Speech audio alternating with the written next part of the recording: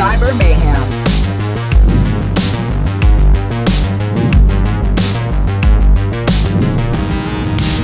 The match will begin in 3, 2, 1. Flags have been planted.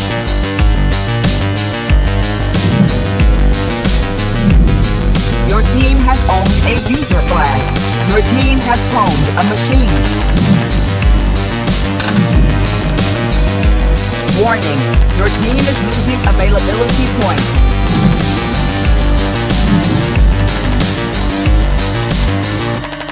May your experience lead you to victory.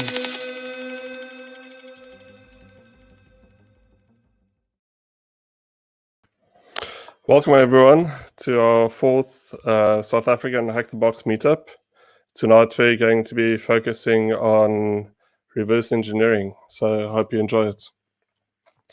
Just a short agenda overview for the evening is there's going to be some software reverse engineering theory after a quick introduction, and we'll be focusing on native application reversing, but we'll also have a quick view of deobfuscation and reversing some bytecode based applications like .NET as well.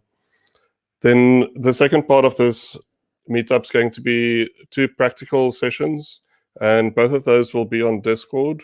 So please make sure you are on our Discord. If you haven't joined yet, you can do so now. There should be a link on the YouTube chat. And we should wrap up by 9 o'clock. Just before we begin, if you haven't seen it already, Hack the Box recently launched their academy. We had Roadrunner from Hack the Box on our previous meetup last month, and she sort of teased this and said we should keep our eyes on their announcements, and they announced this just I think it was 3 days after the meetup, and it looks really great. I haven't done it myself, but the feedback I've seen from everyone who's done it is really good. It's basically a learning platform where you can do courses, and then there's some questions to make sure you learned the lessons you were supposed to. Some of it's free, some of it's paid, so do have a look. Maybe you like it. The other thing I want to make sure everyone knows about is the upcoming KringleCon or Sans Holiday Hack Challenge. It's really fun. I'm not sure exactly when it's going to start. I haven't announced that yet, but it's usually around the 13th or 14th of December. And what this is a actual online conference, but it's not live, so you can watch the videos as you want to. And there's also a virtual world where you walk around as a little avatar, and you need to help Santa's elves solve some technical challenges along the way. And it's really fun. You can see all the other players. And there's, I think last year there were around 20,000 people doing it.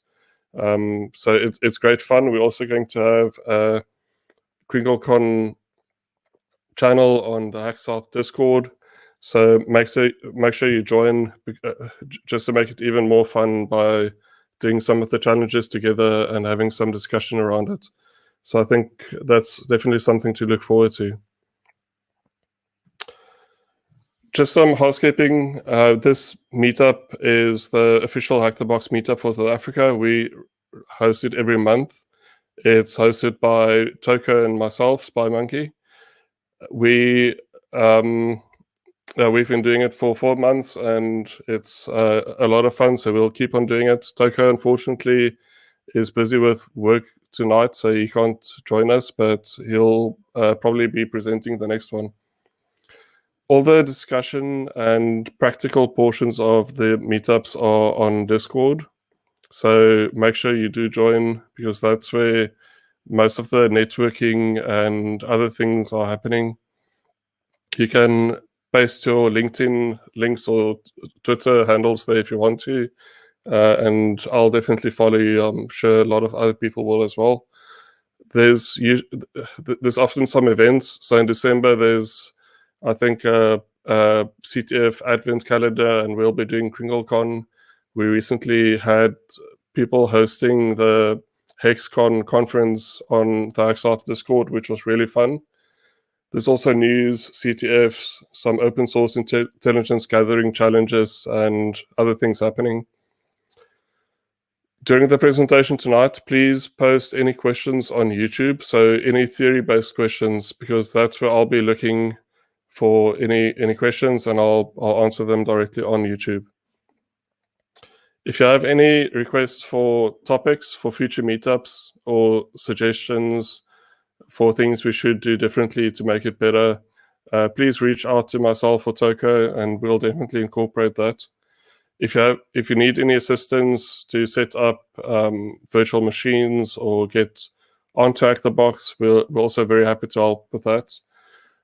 If you maybe want to do a presentation, that's great as well. We're always looking for someone else to maybe showcase some of the CTF things they've done, or if you learn something interesting while doing preparation for OSCP or any other type of security-based certification, come and share some of that knowledge. We'll really appreciate it. Then lastly, if you want to join the Hacksouth Hack the Box team, just message Mooncake. He's running with that, and he'll just add you to the team on Hack the Box.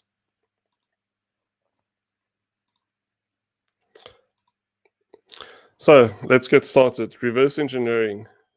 There's a broad definition of reverse engineering that says it's the process of extracting knowledge or design information from anything man-made. Now that's quite broad. That basically means anyone who's ever tried to figure out how something works by looking inside or taking it apart has done some reverse engineering. And also it means a lot of hacking is basically reverse engineering of processes, where the hacker tries to understand a website or a system or the way people usually do things in like normal business processes, even if they're trying to do social engineering. So they try to understand how that works exactly, even better than the original author, so that they can subvert it to do something they want to do. We're going to be specifically talking about software reverse engineering. So that's when you want to look at a software product without having the source code, and you want to go back and understand exactly how it works. And the uses of this is mostly to understand. So you might just want to understand exactly what something is doing on your computer, because you value your privacy and you want to make sure it's not exfiltrating your contacts or sending emails on your behalf or doing anything malicious like that. In the professional realm, there's a lot of people who use it for malware analysis. So if you work in a company or even at a security company where you see someone is getting a lot of emails with documents attached that aren't making sense, and they send it to you as the IT guy or the security person at the company, you might want to open that very carefully and see what is it trying to do, and like reverse engineer that. And you might also want to do this for fun. If you get a funny document and you suspect it might be using your computer to do crypto mining or anything, it might be interesting to see, okay, what exactly is it mining? Where is it sending it to? Just to get some of that additional information out, just for your own curiosity. I'm doing it mostly for capture the flag challenges, and that's what the focus of tonight's going to be. So that's when we do reverse engineering for Hack the Box or any other CTF competitions. There's quite a lot of them. Then it's also used for security verification of compiled code. So if you write something like a very security critical piece of encryption or decryption code, you might want to after you've compiled it, make sure that it is doing exactly what you intended it to do by looking at the compiled code. For example, you want to make sure that if you pass in almost the right password but not quite right versus something completely incorrect, that something like the CPU cycles that uses is similar. So you don't want to give away any information by, if someone guesses passwords, that the closer they get, the longer it actually takes to decrypt or try and validate that password, because that can then be used to try a short password and see, okay, this part looks good, then add something to that and get closer and closer to the actual password. It's also used by penetration testers for validating that the software they are testing is secure. So you might reverse some applications or .NET web applications to check, is it loading plugin safely? Like, does it check that the DLLs it's loading are signed and are in a folder where no one can just write any other DLLs to it? And lastly, it's also used quite well, as at least to my knowledge, it's quite a recent development where companies are providing micro patches. So if there's a security flaw in something like Adobe Reader or in a browser and you haven't updated yet, and you've got this micro patching agent running on your machine, they might actually fix that flaw in memory until the actual software has been updated. And then obviously we need to talk about the dark side. Software reverse engineering is well known to be used for license file bypassing, so cracking software, and also in at least very prevalent in the corporate space is stealing intellectual property. So if you could get one of the hard things at the moment is creating UAVs or drones. So if you can get one of the big drone companies' latest drone, you could actually take that thing apart and copy it. Or if you could get the prototype of the next iPhone, you could see exactly what they're doing and what's coming out next, and see if you can copy that into your products. So we're going to be specifically talking about capture the flag competitions, and in a lot of competitions, reversing is very broad, and so there might be some reversing challenges that include the traditional type of crack me challenges, but it's also under the reversing category. You might find malware documents where it's something like a Word document that you need to extract the VB script that's running, and then in the VB script it might be writing bytes to the drive, and those bytes might be a DLL that gets loaded. So it's deeper than just looking at the exe or a Linux binary. You also get a lot of deobfuscation challenges in the reversing category in a lot of CTFs.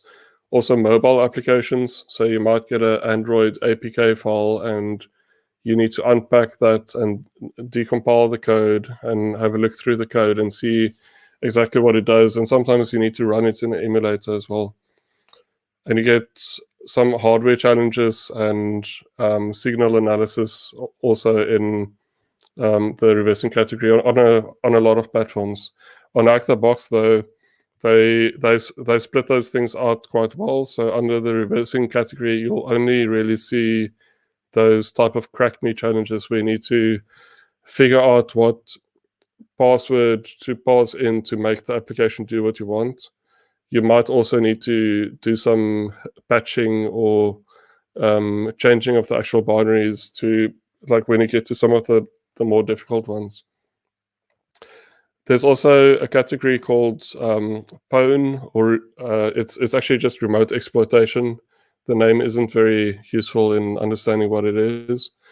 And there's always a lot of reversing required there, but the reversing in that case is just to understand what's wrong with the application so that you could send it some input to exploit it on a remote server. So where the crack me challenges, you've got something on your computer that has the answer in it somewhere, you just need to find it. The bone challenges are usually just on a remote server, and you need to make that remote server do something it doesn't want to do to give you the flag for the challenge. Before we get into reversing, I think we need to chat about obfuscation, because it is often part of other reversing challenges as well. Now, obfuscation is sort of security by obscurity. It's not real security, it's just making things very difficult to understand, and it can get extremely difficult. So, to the point that it actually deters a lot of people. They might just give up and say, this is too much effort, so I'm not going to reverse this. And it makes it difficult by doing redirection or hiding the actual logic. So it might do mangling of the actual execution path, and it might also do encoding and packing of the actual names and things in the thing you're trying to understand. And often the actual process of obfuscation might actually add execution overhead. So if there's an application that has a very clear and concise execution path, and the obfuscation changes that to make it very difficult to follow, obviously it's going to add overhead. And sometimes that overhead gives you a way to actually reverse engineer it. So you might look at that password sample, like I mentioned earlier. There's one called Mobfuscator, like MOV-fuscator, that changes all the instructions of a program to move instructions, but it adds a lot of overhead.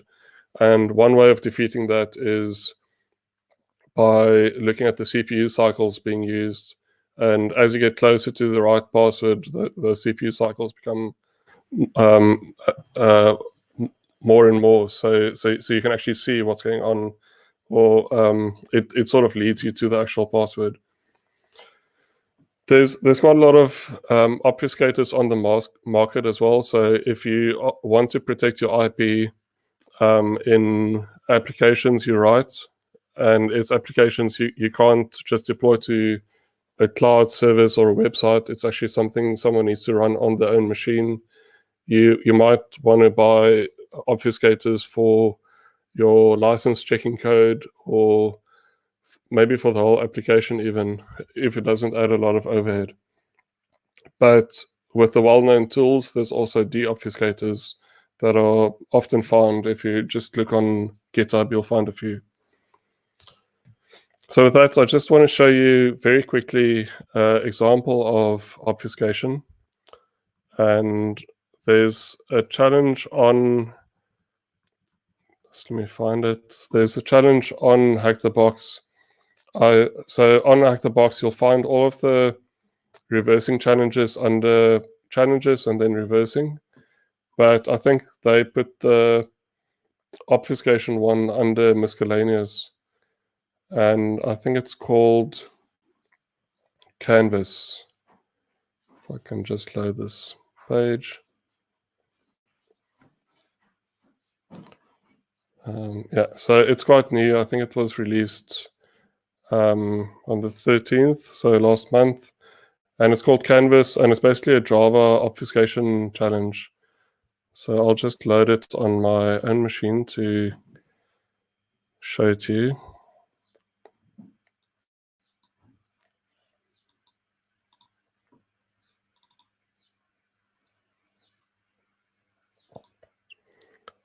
Just bear with me for 10 seconds.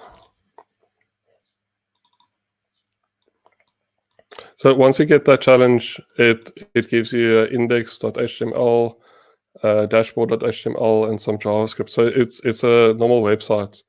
And when you double-click index, it loads this page. And if you just try any password, so I might just put some letters and numbers in there, it says no, but you have 2 attempts left. So if we use the browser debug tools, which is what I usually use for these types of challenges, you can see there's this login button that's it's already jumping to the source code, but there's this login button that really just calls JavaScript called validate. And then if you go to the source tab, you'll see there's it's usually this tree, and if you go to the login.js, that's basically where it happens. And you'll see this JavaScript is very difficult to read. It's all numbers and X's and things. But the nice thing about browsers these days is they actually make it easier for you. So you can tell it, now I want to pretty print this. So then at least it breaks it down in some sort of a indentation, and you can see there's a lot of stuff going on, but it's still quite difficult to read. In the browser, you can actually copy these strings that are encrypted, not encrypted, just hex encoded, and you can just drop it down here in the console, and you can see, okay, that bit there means toString, and you can do that for all of the other hexadecimal strings. Well, it's not normal hexadecimal. It's actually escaped hexadecimal, but you can just do that for everything, and then you'll be able to get more and more information and be able to read this code. So that's just a very quick example of obfuscation. Now, before we get into reverse engineering, we need to talk about what do we get as reverse engineers to look at. And obviously, we don't have the source code. We just have the output of the programmer. So if programmers develop code in TypeScript or JavaScript, that typically gets compiled or transpiled, or even if they might just be writing raw JavaScript into JavaScript. So if you write TypeScript, you get JavaScript. This is not like what I'm saying on the slide. It's not 100% always going to be true. You do get some funny transpilers and things that also takes some of these inputs and generate something else. But this is going to be true for most of the time. So when you want to protect your JavaScript, the only real option you have is to do obfuscation. There's going to be something in the near future where web applications might all be based on WebAssembly, but we'll see it when it really gets mainstream. But right now, it's all JavaScript. Then on the second level, you've got some languages like C# and Java. There's quite a few others which don't compile all the way down to machine code. So machine code is really what your machine's processor can work with. But these languages just compile to some intermediate form called bytecode. And yes, you can compile C# all the way down to machine code using a ahead of time compiler. But for the most case, .NET assemblies and Java gets deployed in intermediate language, which is typically not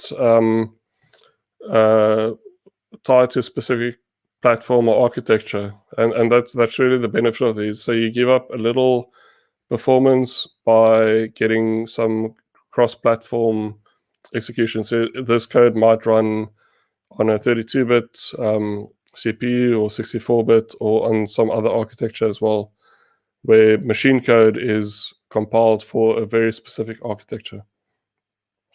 And that's where we're going to be focusing. So we're going to look at some C or C++, and there's a lot of other languages. These are just some of the mainstream ones, but like Rust and other languages also compile to machine code. And machine code is really what most of the software reverse engineering tools and courses actually look at. I just want to mention these others because it's important to know you can't just use the same techniques on all of them that you use when you look at machine code.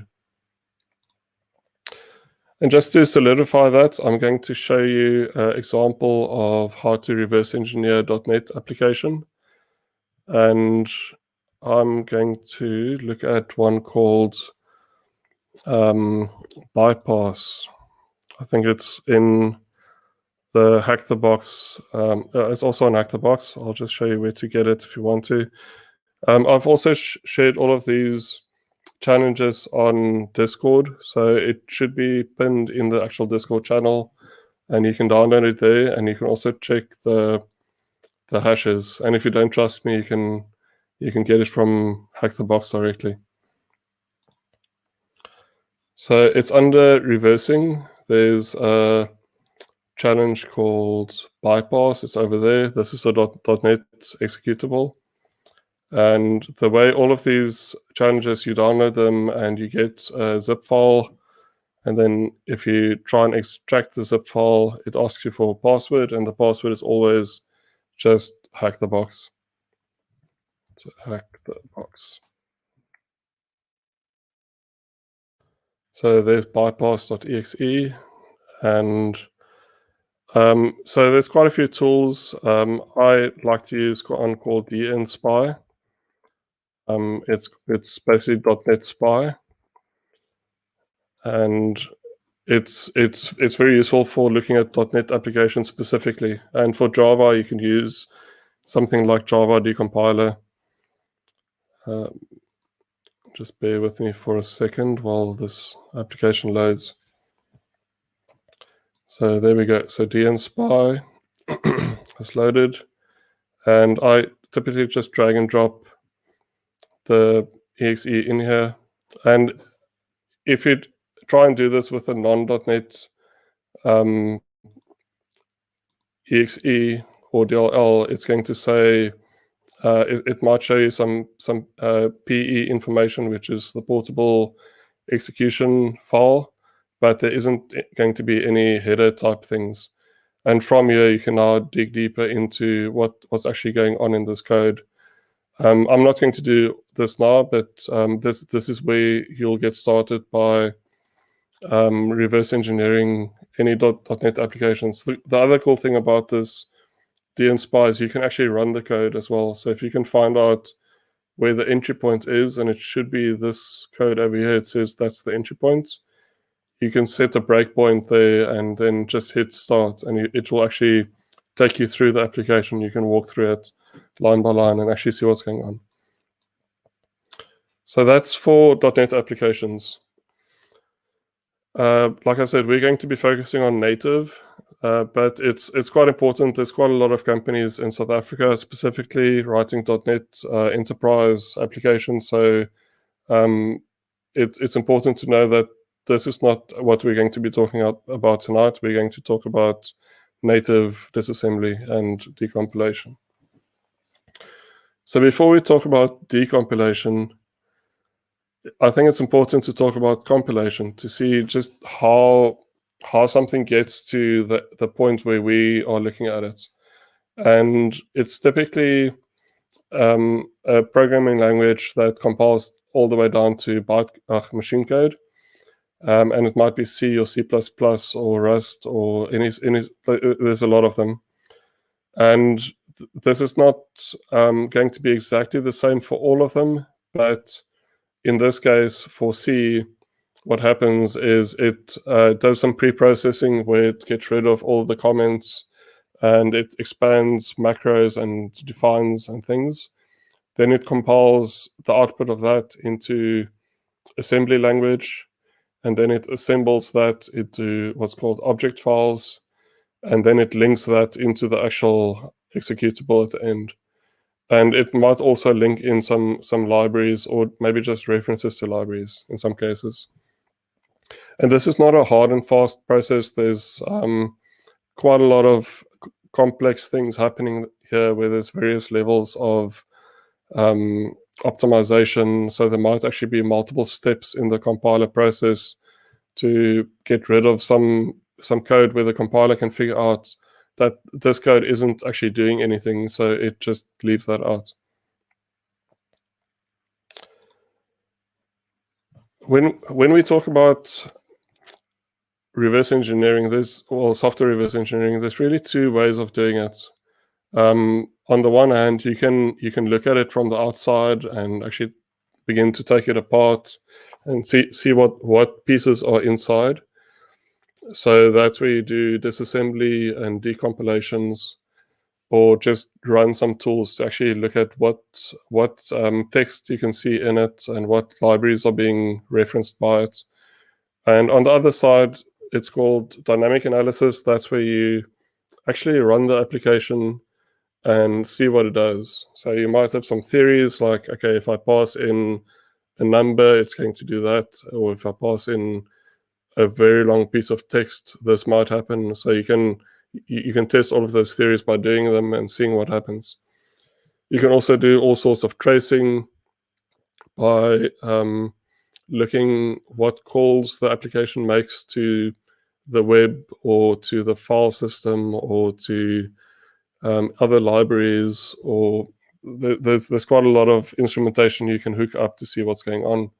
And then side channels, which is what I spoke about earlier, when you can get to figure out what a password is by just seeing what the rest of the computer is doing. So you might see CPU usage go up the closer you get to the real password, or memory increasing. Or so side channels are looking at things around what you are actually looking at, and then getting some information from that. Right. So that's really the whole theoretical side. We could go a lot deeper, but I think for the intent of this meetup, I think it's really useful to get to some practical way of looking at before we dive deeper. And there's quite a lot of content online to dive deeper as well. So on Discord, you should see there's a challenge called Baby RE. So it's Baby Reverse Engineering, which is really good for introduction. And you can also get it on Hack the Box itself. It's this one called Baby RE, and it was released just over a year ago. So I would suggest download that so long and extract it. So if you've got Windows, that's fine, or if you have Linux, that's even better. I'm going to do this in Linux, but so you can definitely do everything we're going to do in terms of static analysis on Windows as well.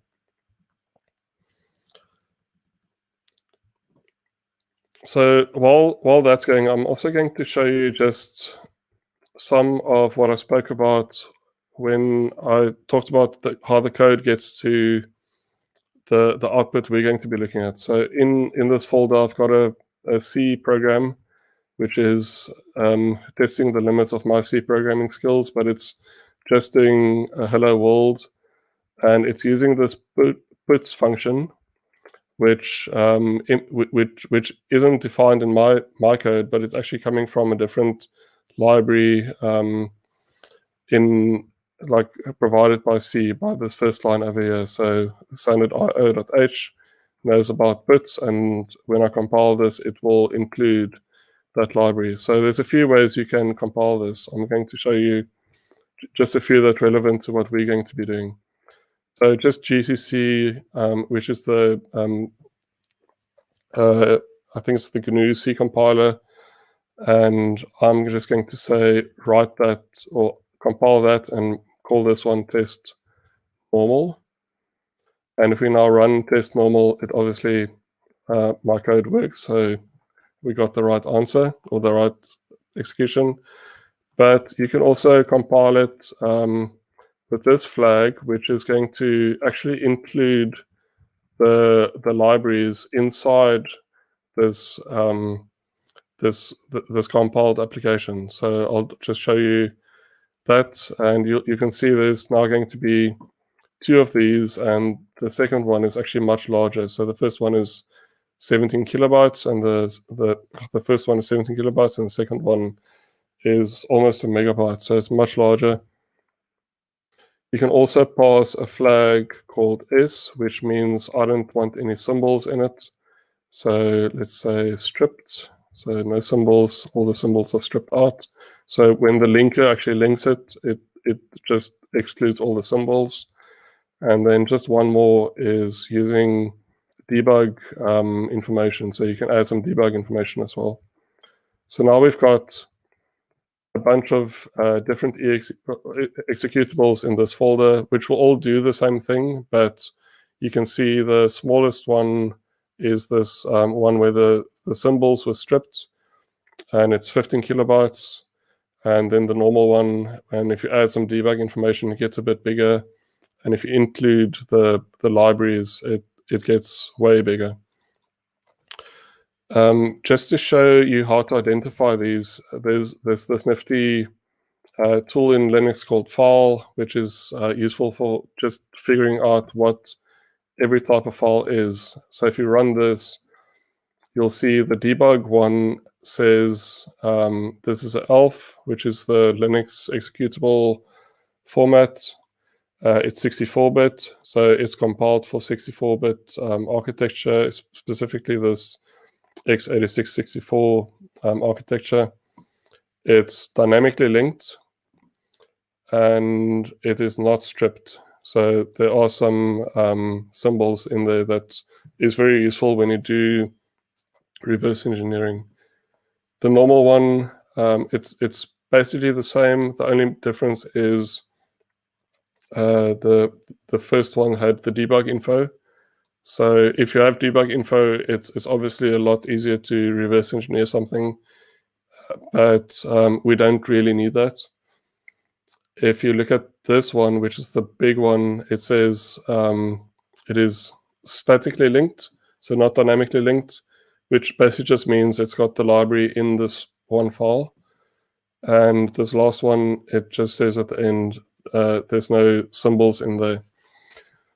So just to show you what some of these things mean for us. So if we look at the normal one versus the statically linked one of the tools that's always useful to use is called ltrace. So ltrace sort of puts a little listener in the middle of your assembled code of your binary and the libraries it uses. So if our code wants to write something to the screen, it's calling the puts method in another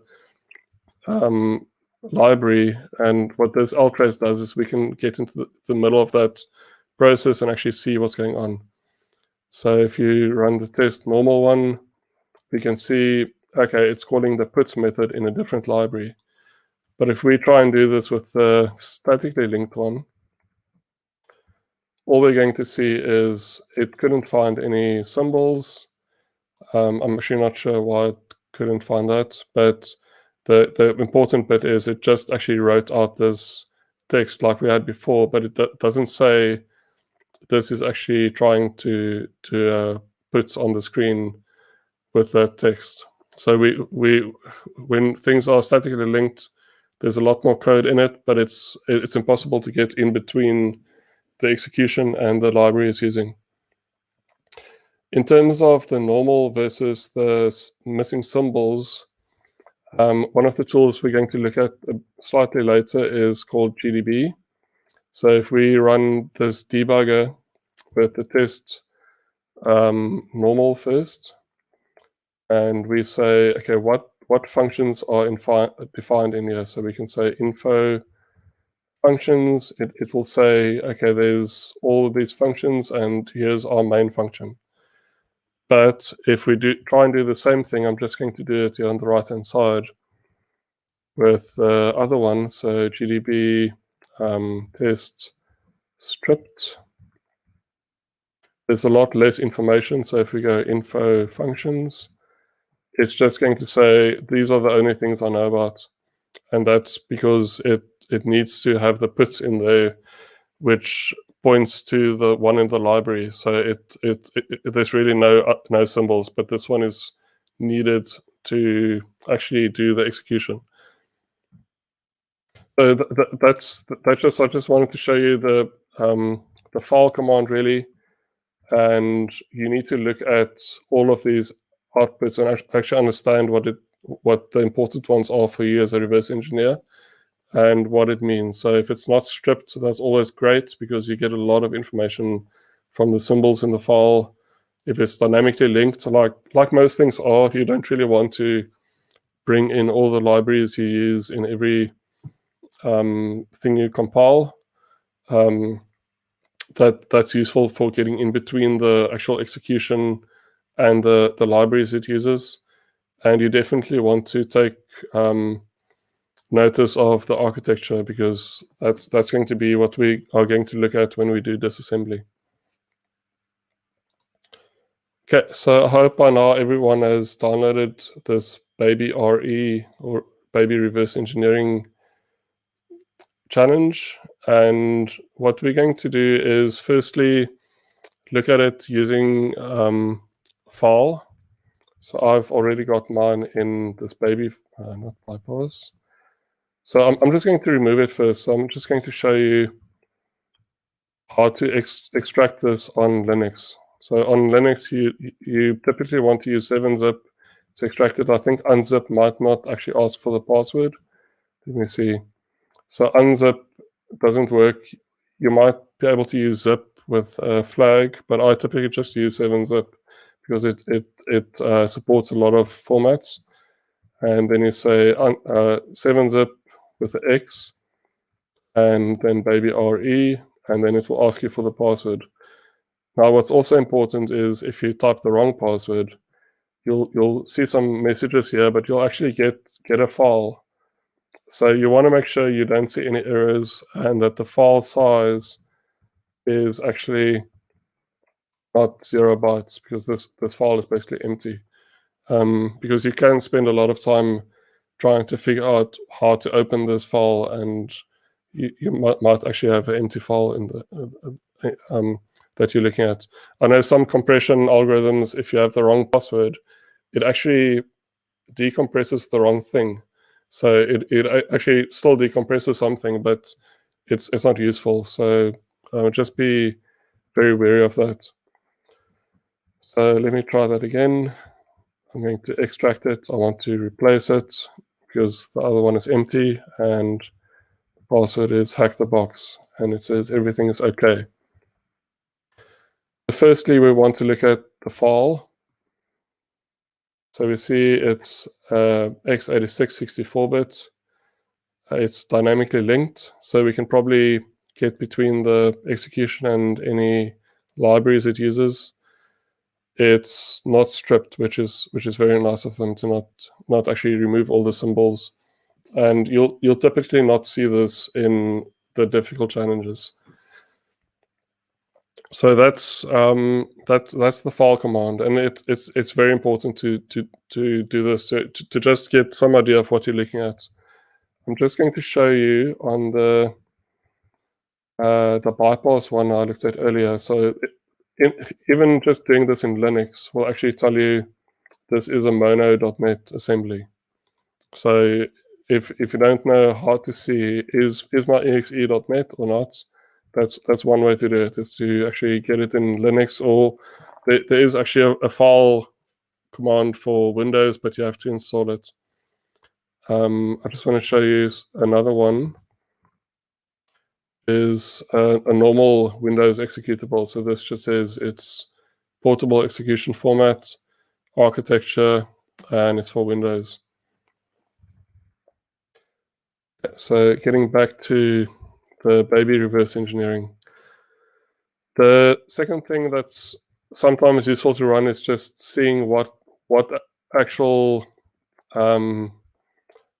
libraries this links to. So we saw it's dynamically linked, but which libraries does it import? And these are a few that it uses. So libc is usually the big one that most things use in Linux. I'm actually not sure what these other ones do, but it's usually just a good idea to see There might be some things in here that include some crypto libraries or something interesting that gives you sort of a hint to what you might find. Next, I always run strings, especially if it's small. So if it's very big, I typically also run it, but I make sure to pipe it to something like to less or something, and even then it might take a while. So especially if it's linked with all of the libraries in it, then it can get very big. And strings, sorry.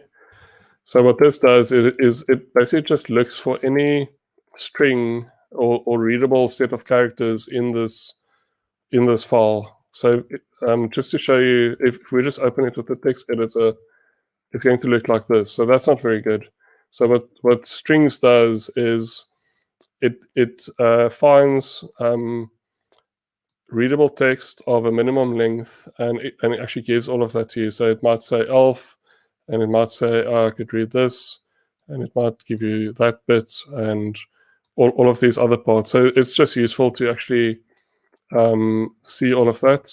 And there's also some command line parameters. I'm not going to go into that now, that you can tell strings. I'm only interested in things that are at least so long. And I also want to see exactly where they are, so you can get addresses out as well.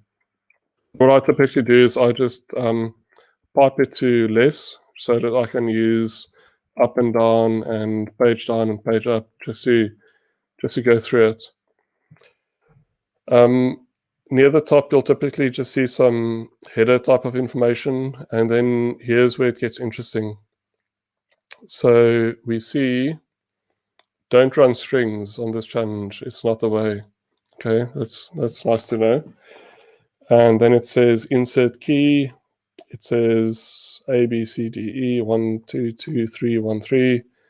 And please try again later. And then there's just some version info, CRC stuff. You can see the file, I think, that was compiled is called baby.c. And if you've done any Hack the Box standalone challenges, you'll notice that looks like part of the flag. So it's the flags are usually in that sort of format where it's HTTP and then something usually with underscores and like zeros for O's and so on. So the flag is usually in this type of format. So that looks definitely like part of the flag. Right, so that is using strings. And all of these so far that we looked at is what's called static analysis. So it's looking at it from the outside, and we haven't executed this exe or this executable. Sorry, I'm from the Windows world, so I call everything an exe, but it's not. So the next thing is we're going to use a tool called Ghidra to actually look deeper into this executable. Ghidra is a tool actually released by the NSA in America, where they published it. It's one of the internal tools, and they also made it open source, so you can actually read the source. When they published this, there was quite a lot of noise around, oh, can we trust them? Are you even going to install this thing on your computer? Because that might let the NSA in. But since then, a lot of people have reviewed the source code, and you can get to the GitHub repository and actually have a look at it. And they said the principal reason why they wanted to release it is to get more people skilled up in using it, because they need more reverse engineers in the NSA, and it's difficult to find people and to train them up from ground, like from zero. So they want people to already get some training, either by doing challenges or just looking at things, or getting professional training in Ghidra before they apply for jobs at the NSA or other government institutions, or even in the private sector. So what you need to do is download Ghidra if you don't have it already. So this will work on Windows or Linux using the same link. And you can also do a hash check, which you should actually always do, but I'm not going to do it right now. And it's Java based, so you need Java JDK 11 is the recommended one. I think other versions might also work. I'm just going to get that now. So just wget that link. And it might take a while to download, especially if you have a slower internet connection. This is not my machine. It's actually running in the cloud, so it's a lot faster than my internet. It should only take a few seconds. And then once that is extracted, I just use 7-zip again and say extract that zip file.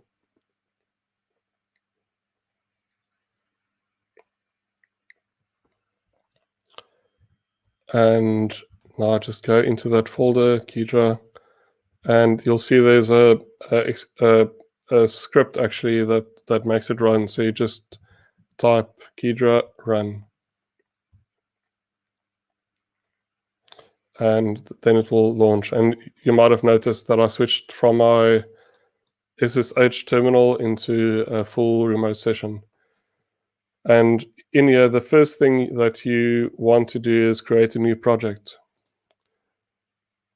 So you go File, Create New Project, just say non-shared project. Shared projects are for very large projects that you might do where there's lots of different files, and you can also share it with different people through like source control and have like a whole team working on the same project and reversing different areas of it and getting to understand exactly what it does. We don't need that. I typically just create one project for all my Ghidra stuff and then just get all of the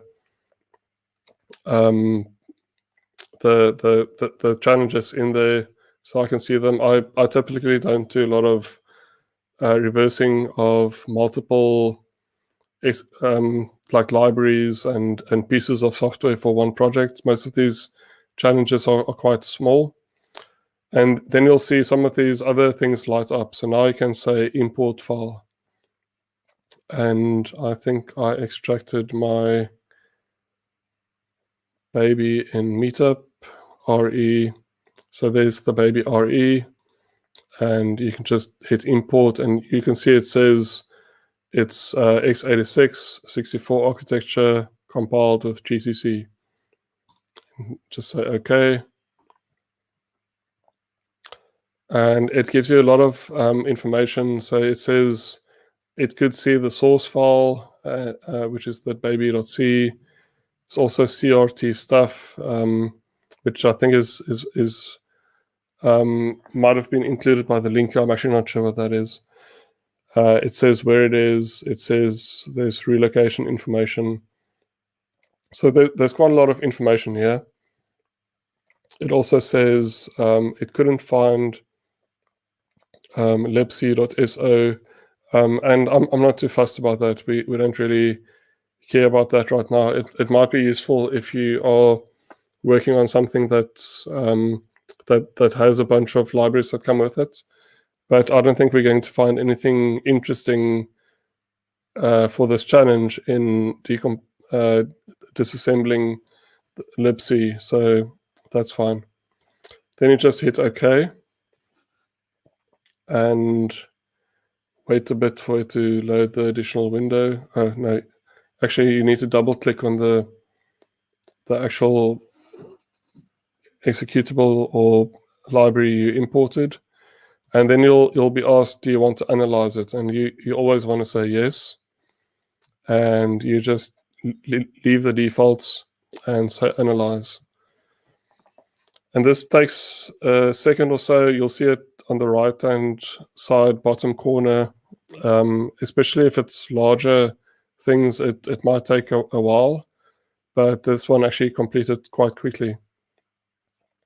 And the first thing I usually do is save, and then I begin looking at it. So I'm just going to pause here and jump onto Discord. I'm going to put the stream on a timer, and then I'll for about 10 minutes, and then we can have a look when everyone has got this up and running. I just want to make sure that everyone has got it installed, has got baby loaded, and that we can go to the next step. I don't want to leave anyone behind on this.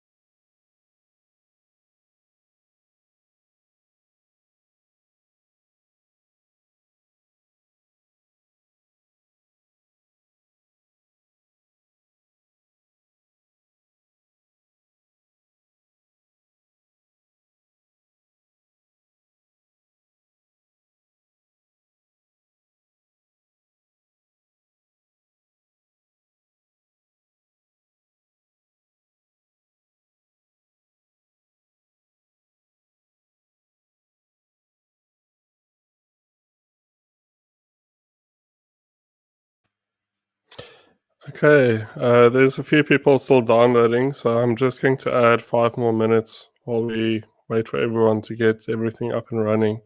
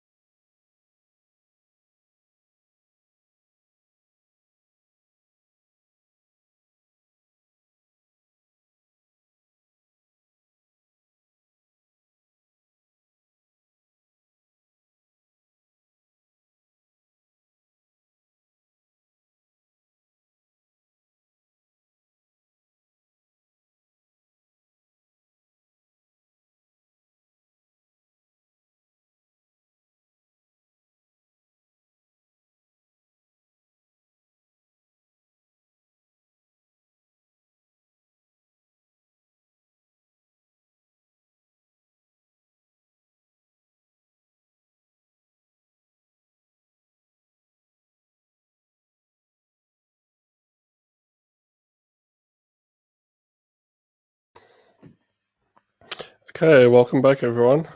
There's still a few people downloading, but I think we need to kick off, and if anyone needs some one-on-one assistance later, feel free to reach out and I'll definitely help you out. So once you've loaded Baby into Ghidra and open it up and done the analysis, you'll be greeted with a screen like this. And there's actually quite a lot of things going on. So in the beginning, typically your scroll bar is right at the top. So this is all header information. And what typically the thing you'll look for in a ELF file and also in a Windows PE format file is where does the code start? And it's conveniently usually in this area called E entry in the header format. So that's usually where I start, because some of the challenges have a lot of indirections. So there might be a function called main, but it doesn't go directly there. So I typically go through this route. The way to get to a function called main or look for other functions is just to go to the symbol tree on the left-hand side and expand the functions. And there's usually, if people follow normal C programming practices, there's a function called main in Windows. It's sometimes called winmain, but that's where you'll find it. So I'm just going to leave that one for now, but you could just double click on that and get there directly. But instead, I'm going to go through where the header of the file actually says this is where the operating system, when you load this executable, this is where you should start code execution. So I typically double click on that. And this is sort of a loader function that's the same in most of these applications. And the reason why this is here is this is not actually something written by the developer, but it's to let the ELF load correctly and return an error code in the expected name of the expected format. So it just keeps everything consistent. And then the code that the program actually wrote is kicked off by this libc start main. So that's where you'll typically find where the code actually begins that the developer wrote. And when we get in here, we get something like this. So I'm not very good at reverse engineering, so I typically look at the decompilation side. What you see in the middle is is what you looked at before we had tools like Ghidra. The other tool that has a pretty good decompiler that gets you some C code is called IDA, and specifically IDA Pro, but it's quite expensive. So before Ghidra, a lot of us didn't really have access to something that could not just give us the assembly, but also actually give us the like some sort of a reconstruction. And this isn't going to be perfect because it loses a lot of information in the compilation process. So when it does the optimization steps, and also if there's no symbols included, then this is a lot worse. So at least now we see this is main, but if there's no symbols, it will just be called some random function name like this fun something. So the first thing I usually do is just begin renaming things, and the way to do it is if so if you click, sorry, if you click on any of these variables with the normal click, it doesn't help a lot, but if you middle click, it highlights all the instances. So that's quite useful for seeing where something gets used. So this thing that says don't run strings in this challenge, it's not the way. That's not actually used anywhere. It's just in the binary, so that when we run strings, we see it, and don't get lost because it doesn't give you the right answer if you run strings. So I'll typically just maybe I should do this a bit slower. I'll just click on it and hit L and rename it, but you can also just right click and say rename the variable. So I just say maybe this one is called warning. Doesn't really matter. You can come up with your own names, and you see that there's this put which writes this message to the screen that says insert key, and then there's something called gets, which takes user input. And if you don't know what these do, you can just go to the man page as usually. So you can type man fgets, and it should say, and man is for manual. So fgets says reads the character from a stream. Okay, that's actually quite confusing, but I think somewhere in here it says if the stream is, or fgets, yeah, it gets it from a stream and writes them to a buffer. So if the stream is the standard input, then that's going to be normal user input. So it says get input from the standard input. This bit says get 14 characters. You can also see that in the manual page. So this must be where it goes. So I usually call this user underscore input. And as you do this, it also cleans it up on the left-hand side as well. And then it says var1 is string compare of the user input and this thing over here. So I usually just call that compare check or compare result or something. And it says if compare check is 0, so that happens when these two things are the same, then it actually goes into this. And this to me looks like it's going to print this variable. So if I middle click it, it's going to highlight all of them and say it's going to print that. But you can also see, if you look closely, you can see that these things are right next to each other. So all of them actually make up one value that it's going to print. So I think there's something in there that we need to figure out what that is. So let's just call this print output or something, just to make it easier to read. Or yeah, so print output, it's saying that one's the print output, but I suspect all of them are. So what we can try and do now is actually run this and say, well, what happens if we run this? We actually haven't even ran this challenge normally. So if we go to meetup, RE, and we just run. So after you've extracted it, you need to make it executable. So I can't run baby right now. It says permission denied, but I need to modify it. So change mod plus X on baby.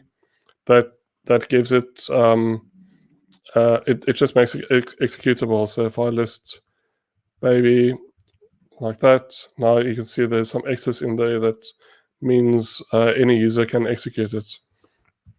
And if I write now, it says insert key, and if I just type something, it says no, try again later. But we saw something in here, so what if we use this key as the key? Because it's obviously comparing user input with that thing. And paste. And then it says hack the box, baby reverse, that's easy. So that's one way of solving it, but maybe we can actually see what is going to happen. So we know now that it's going to print this out, but what is that? So this is hexadecimal, so you could copy paste this into something that converts that back for you. The other thing you can do is just use Ghidra itself. So on this middle area, you can left click and say convert that to a character sequence.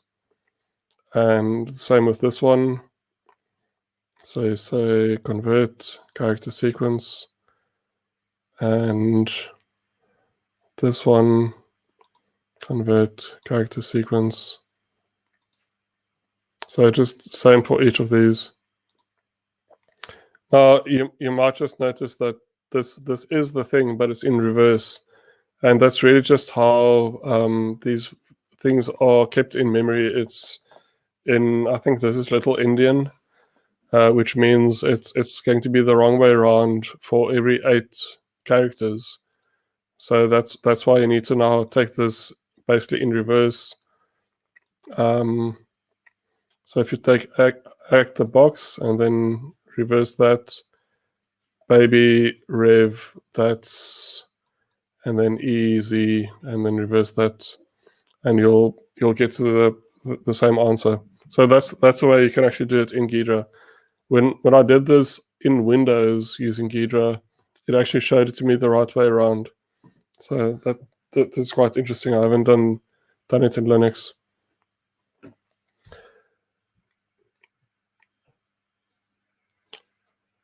I'm just seeing. Yeah. So Relix is mentioning, so if you rename some of these variables, some things happen. So you can also try and retype some of them. So you could say this print output is actually, so if you just right click and say retype, you could say, well, that's actually character. So it might be character pointer. And sometimes that actually changes it quite a bit. It's not actually a character, it's a character pointer. So let's say character pointer and see if that actually does something. So now it's saying print output is this number converted to character pointer. I don't think you can change it on this side though. Maybe let me try one thing. Yeah, so it sometimes it works if you change it on this side, but often it doesn't. And you can also see when I changed it to character here, it changed it to a number there where it used to be in hexadecimal. So if I change it back to hexadecimal, it actually changes it there. But unfortunately, it's not doing it for character sequence. It's not changing this to characters, which would have been nice because then you can just read the C code and you don't have to worry about the assembly code.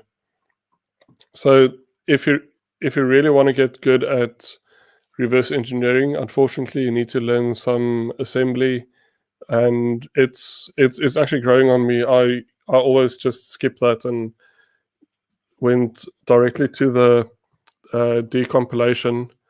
But the more you do, the easier it actually gets to read this.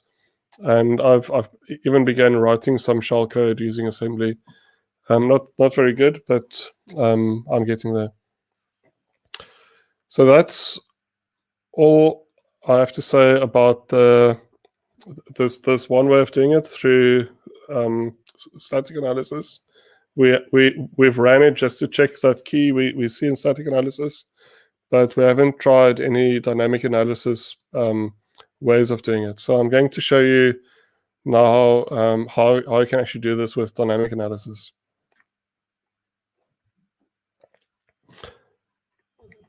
So let me find, there we go.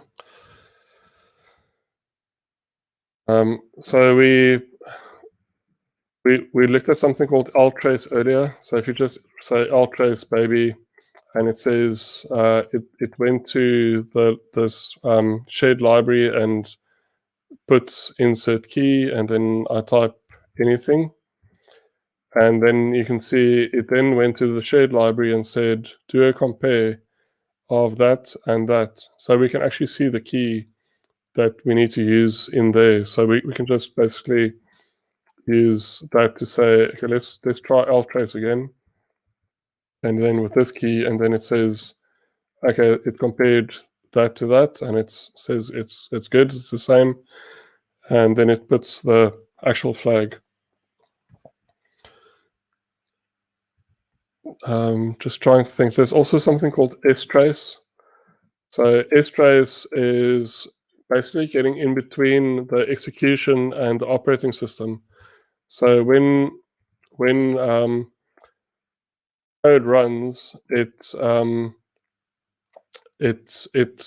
obviously uses the operating system to do certain things like writing to the screen, writing to the file, There might be breakpoints and all sorts of other things that it does.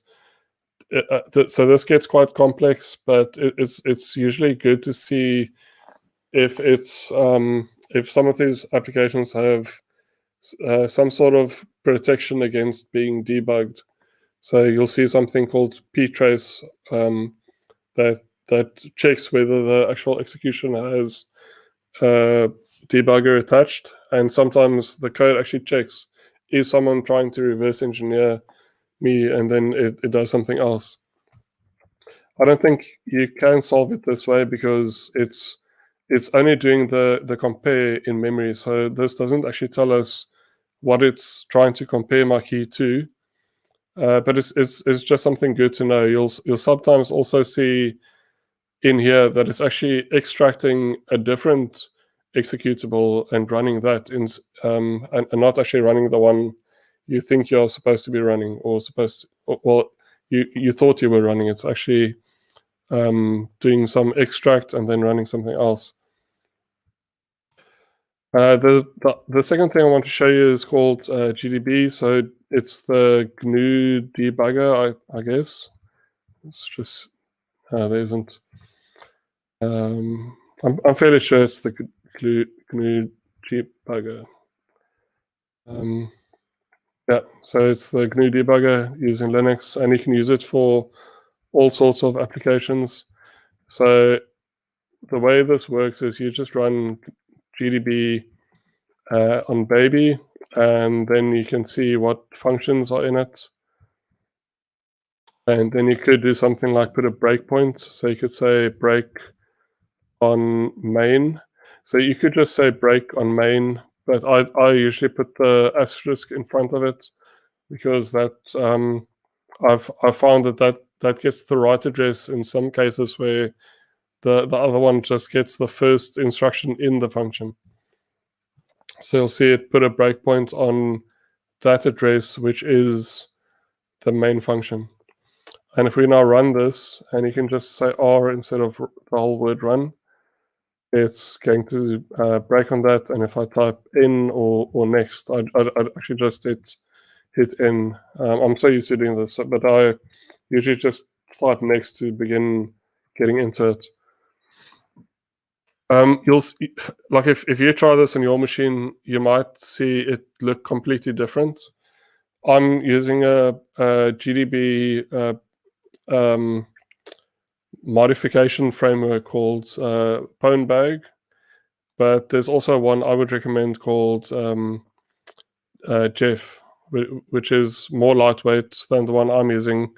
I'm actually not using any of the advanced features, so I can actually also just use this one.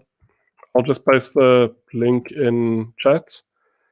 But it's definitely recommended to use one of these to improve your GDB experience, because the normal GDB can be customized to look like this, but it's a lot of work to do the customization. So I just get something that's already pre-customized and just works well, and I can just begin using it. So what we do in this window is we just sort of type next. So currently you can see this green pointer over here is saying the code execution is currently on that line where it's like this initial bit is just basically setting up the current code execution. There isn't a lot of useful things happening there. So I'm just going to hit next.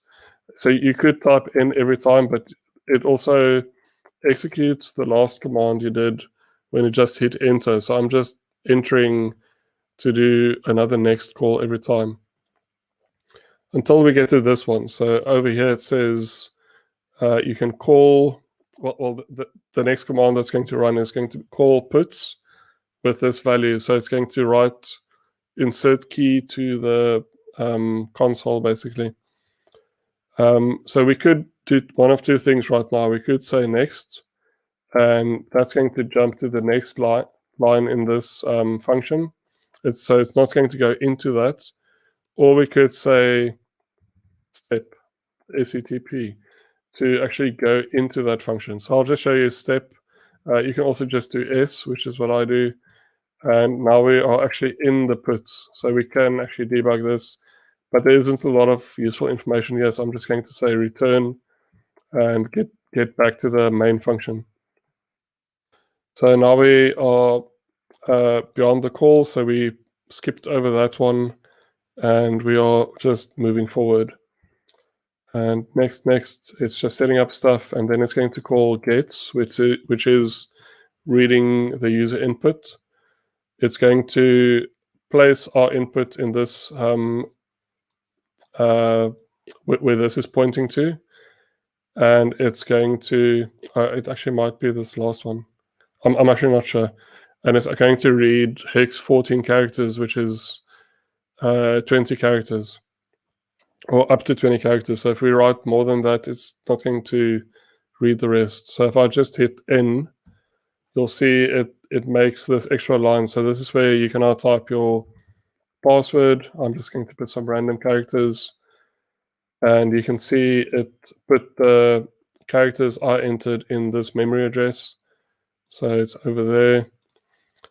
And then I'm just going to continue again. And at this point, you can see now it's going to call string compare with my value and the correct password, which we saw previously as well. And obviously, it's not going to be the same. And it's going to get to this point where it's now going to check. So what this compare does is it basically just sets the EAX value. So if we want to see what that looks like, I think I can do maybe print EAX. Oh, there you go. So it's saying the value of EAX is 13. For this to say it's the same, we need to actually set EAX to 0. So that's something you can do by typing set EAX equals 0. And then if I just do a print EAX again, it's going to say, well, it's 0. So it's going to see these two things are the same, and it's going to continue. So it doesn't matter that I typed the wrong password. It's just going to go to where I want it to go. If we don't want to do that, we can actually just jump here directly.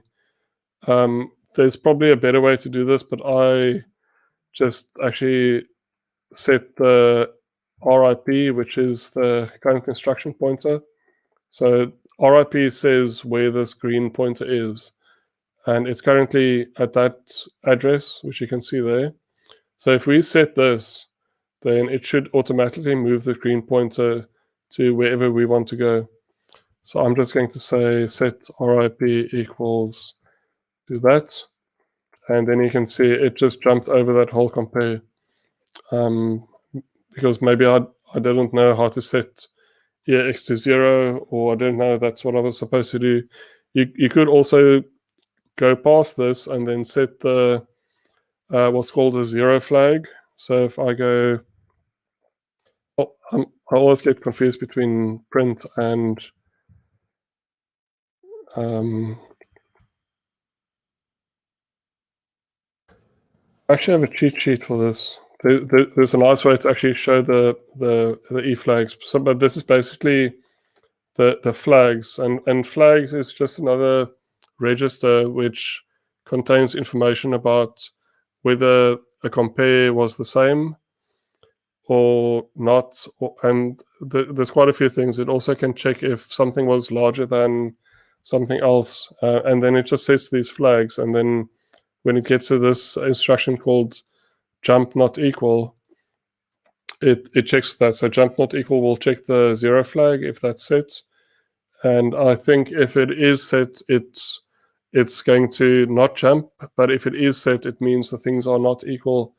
So it is going to jump, and then it's going to exit and say, sorry, wrong password. But the way I did it was just to say, I want to go there, and I just set it on the RIP register, which is the pointer to what's going to run next. And then I can just keep on hitting next a few times, and you'll see it will try and write the password, and we get the same password there as well. So this is called dynamic analysis. by debugging, and it's probably the way to do most of these challenges, because they often obfuscate the challenges quite a lot and makes it very difficult to just look in Ghidra and understand what's going on, because they sometimes hide code in different places and Ghidra doesn't know that's code, or there's all sorts of tricks to mess with the executables and actually make it very difficult to do disassembly and decompilation that makes any type of sense. So if you want to see what's going on, this is the way I usually do it. And that's the baby dynamic analysis. So I recommend installing Jeff for GDB, because it just makes it a lot nicer to work with. You can see all the registers and exactly at which line you are. You can also see, I think this one does it as well. As soon as you, I close it now. But as soon as you move, if anything changes, it makes this little asterisk alongside it to say this changed. And if I go to the next step, it says RSP now changed. And you'll see RIP changes on every step, because obviously as soon as you move one step forward, it points to the next thing that needs to execute. And it's just quite useful to work with something like this that does make the experience a lot easier to follow and see what's going on. Okay, that's baby reverse engineering. So we solved it in a few different ways. I'm not sure if we solved it in the 4 they actually ask for on Hack the Box. You don't have to do it in 4 different ways, but they in the actual challenge they say, can you do all 4? I think we got close. We did it using Ghidra for static analysis. We did it using GDB for dynamic analysis. We did ltrace, and well, that's 3. But you can also do it with strings, but it gets a little more complex. And you can do it in dynamic analysis using a few ways. So you could just jump into the code that gives you the answer, or you could set certain things, or you could run it and see what the password is supposed to be, and then use that password. And we actually saw the password, so we just ran it on the console and used the right password to get the flag. So I think that's all the different ways to do it. Okay, so the next one is static analysis of ransom, and this is basically the last one we're going to do. I'm not going to walk through it completely, because I want you guys to try it for yourselves. It is a lot more difficult than the one I did, so I'll just show you what it is, and what you need to think about while you do it. So ransom is actually one of the VIP challenges on Hack the Box. So you probably can't download it if you don't have VIP, but it's way at the bottom here. It's they say it's retired, but it's brand new. So you can see it was released on the 18th of November, so just a few weeks ago. And it says, we received an email from Microsoft support recommending that we apply a critical patch on our Windows servers. It says admin download the attachment from the email, ran it, and now all our company data is encrypted. Can you help us decrypt our files? So you don't need to worry, it's not going to encrypt your files. Well, it might actually encrypt some files if it's in the same folder. I haven't tested that, but I saw in the code that it only looks at files in the same folder. So you can download this if you have VIP. Otherwise, I did paste it and pin it in the Discord, and you can check that it's got the same hash if you don't trust me. So that one is called ransom. And in here, you'll see there's two files, something that looks like an encrypted Excel file. So it's saying xlsx.enc. So a lot of ransomware adds their own little extension to say these files are now encrypted. And this is the Windows update that the fake Microsoft employee told them to run on all their servers. So if we just do file Windows update, we see it's a PE32, which is the Windows format, and it's x86-64.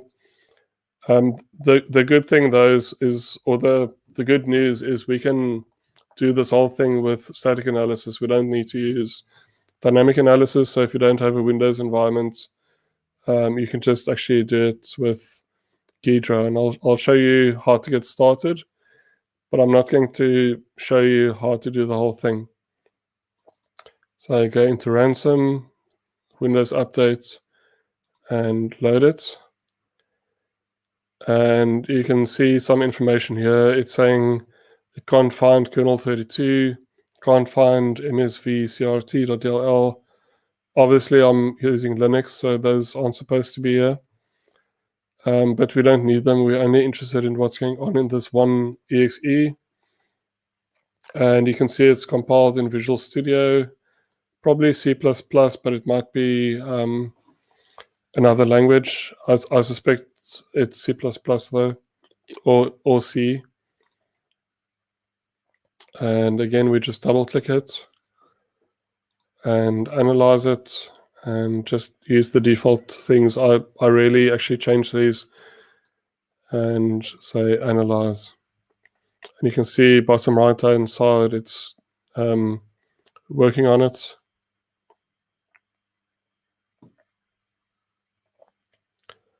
And it gives you a summary saying it's done, but there were some warnings where it says it couldn't find the PDB file. And the PDB file is symbols in Windows. So you'll be very lucky if you get PDB files. Most of the time you don't. It's also saying it can't find any runtime type information. So that's also symbols that are inside the exes sometimes, but obviously not this time. Now, the unfortunate thing with Windows, the Windows format is, at least as far as I know, it's a lot more complex.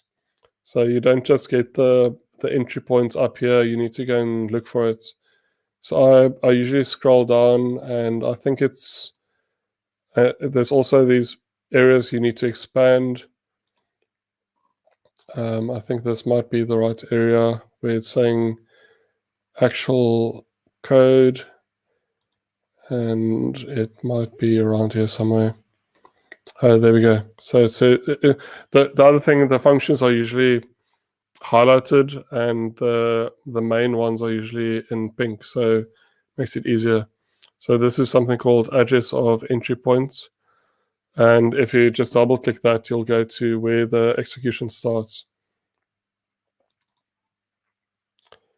And in here, you'll get some additional information about what it's actually doing, and you'll see there's a security init, and then there's this main startup, and I think this might be our main function.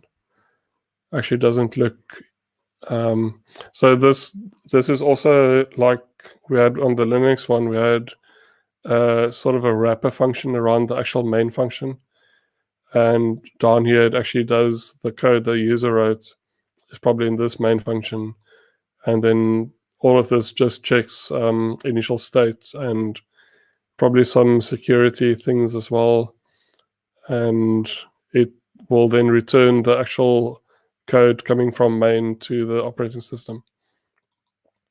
So this is where you'll begin, and it's going to so I'm not going to go deeper than this. I'll just show you, this is as far as you need to go on.